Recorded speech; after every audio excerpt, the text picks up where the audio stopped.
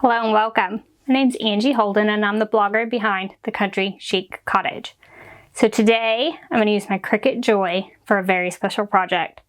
Now, this video is sponsored by Cricut, however all projects and opinions are my own. So what are we going to do today? Today we're going to use our Cricut Joy along with some smart vinyl as well as some transfer tape to make stencils for wood burning. So I'm going to make some gifts for Father's Day, but you can use these same techniques for tons of wood burning projects. So I'm actually going to do several different experiments. Here are a few of those right here.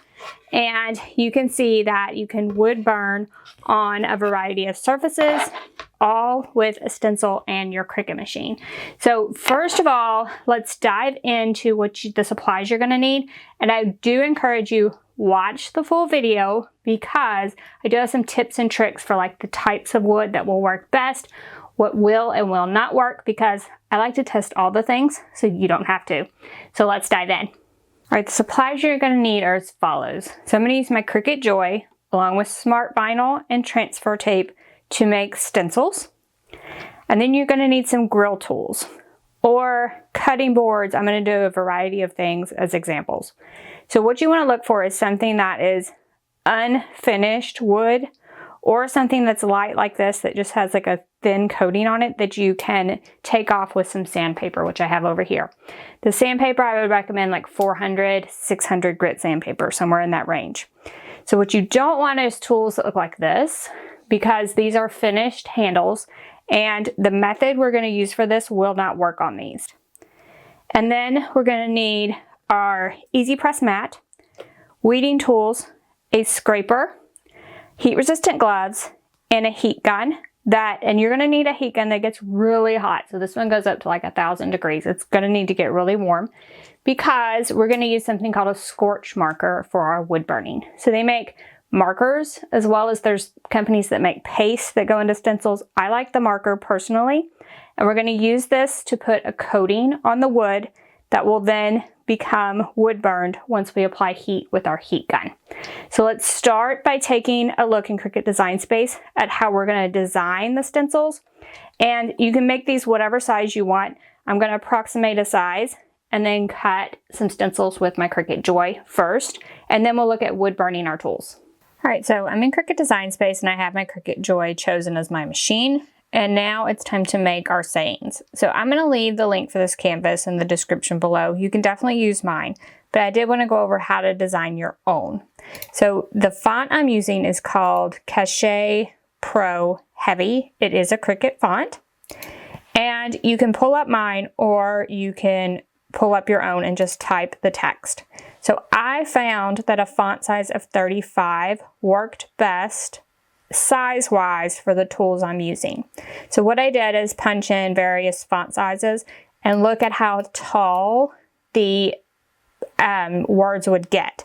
So when you're dealing with something like if you want to put barbecue, the Q goes below the letter, so it's going to be a little taller. Then we're going to add rectangles. So all we're going to do to add a rectangle is go to Shapes and go to Square. And then once you get that square, you just unlock the square to pull it to a different size. And I'm going to make all my squares 0.75. So I unlocked it and I typed 0.75 in here. Now I can make the width whatever I want and change my height back to 0.75 at any point. And this is how we're going to make our stencils. So what we're going to do is make a box for each one of these we want to use. Now, I don't have enough tools to use all of these, but I wanted to give a wide variety of examples of sayings that you could put on the handles of tools. So what we would do is put the word over the rectangle. And I'm actually going to copy that rectangle and duplicate it and move it down here so we have a second one. Then click these both, and after I have those both picked, I like to do a line and then center to make sure it's in the center, and then attach those together. Now the word number 1 dad will cut out of that rectangle. So now we just need to repeat for the others. And we can make these any color we would like. Let's make them white so we can see better. So now you can see better what it looks like cut out. So now for each of these, So for when I add a new rectangle, I'm going to go ahead and copy this. When I add one, I will need to like arrange and then click send to back. And that will make sure my grill master is on top. And I can see that the grill master is like 4.426. So I'm going to make this about 5. And we want to make sure that unlock button is chosen. So 5 by the 0.75 will work great. And then put the two together. Choose them both. Align, align center, attach. So now I'm just going to repeat that same process for each of these sayings so that I have enough to make all my grill tools. So what I would do is choose the sayings I wanted for however many grill tools I have, and then I would delete the ones off that I don't need and only cut the ones I needed. So for an example, I'm going to go ahead and make all of these and save this project so you will have them, but you will just need to cut the ones that you need for your grill tools. So I'm going to continue with this project and then we'll come back, click that make it, and cut these with our joy. And the last one here, I did want to show you one thing. So if I pick these two and do the align center, you just want to make sure that because this cube hangs below here, that it actually leaves enough room top and bottom. I think this is enough room, but if you feel more comfortable with more room around your stencil, feel free to increase the size of your rectangle or manually move your lettering or square around. So now we'll choose them both, click attach, and we are ready to click make it. Now for the smart vinyl, we are going to click without the mat. So we do not need the mat to cut the smart vinyl, and we'll click done. And then it's going to tell us how much material we need. So we need 15.25 inches to make this. So what I like to do is look and see if I can move these around and cut off a little bit of the required inches. So I think I can move these both up, and now I should only need about 13 inches. Yeah, so 13.75 inches. So that I always try to look and see if I can cut a little bit off my length. I don't think I can do a whole lot else to cut off the length, but I could at least do that. And I am going to cut all these for illustration purposes once again, but you only have to cut the ones that you are going to make for your grill tools. So I'm going to go ahead and we'll head to the Cricut Joy and we'll cut our designs. All right, so I actually have my project pulled up on my phone, and I've chosen Smart Vinyl Removable as my material. And then you can start just feeding the Smart Vinyl into the Cricut Joy. It will measure it for you, make sure you have enough material, and it'll prompt you that to start cutting when it's ready.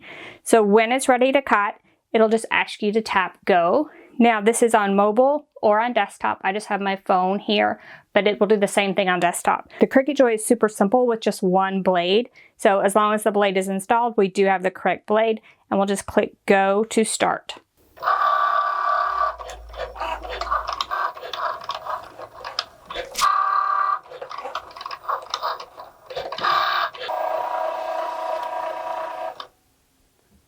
Then once your cut's complete, just press unload. And now we can weed our stencils. All right, so now that our vinyl's cut, we'll just want to weed away everything. So this will be a stencil. So in this case, I want an outer box around the outer edge like we made in Design Space. And then I want to leave all those like the middles of that R. So I'm just going to continue weeding this design. And then we're going to add this one. This is a grill cleaning tool, and it is raw wood. So I am going to sand it just a little bit, but let me weed this first, and then we'll talk about the application of the stencil. All right, so now that the stencil has been weeded, let's just take a really fine grit sandpaper. So this one is like a 600, and I'm going to decide where I want this to go. So I think I'll put it down on this end. And then just where the stencil is going to go, let's just make sure the wood is nice and smooth. So we're just going to super fine grit and just make sure we smooth that wood out. And then we just want to make sure that area is clean so our stencil will stick. You could even use a tack cloth if you felt like you got a lot of sawdust, which I did not. And then we'll just use a small piece of transfer tape and put that directly over our stencil.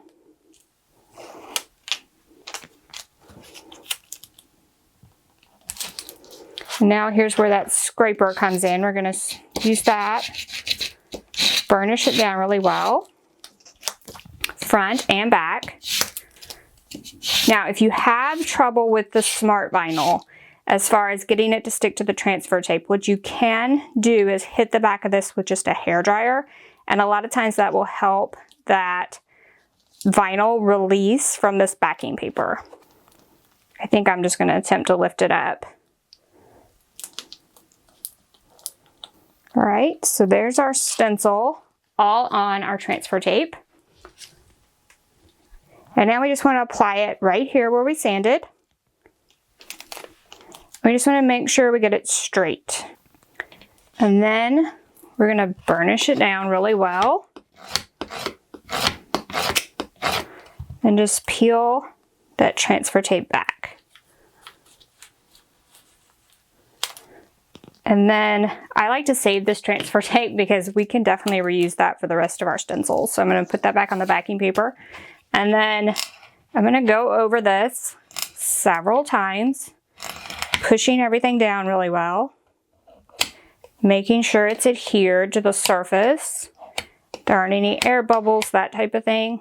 And I like to kind of go in all directions just to make sure everything's pushed out.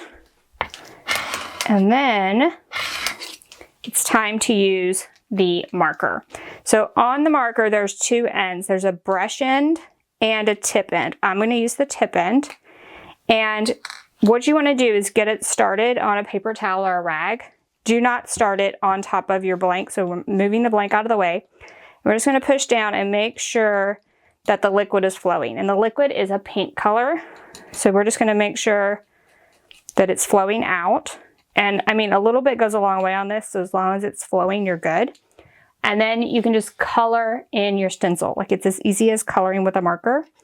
And you should see it be sort of pink on your surface. And you just want to color inside the entire stencil and just kind of watch that wood turn a pinkish color. And we're going to repeat this for the entire stencil. And then the key to this is going to be to let this dry.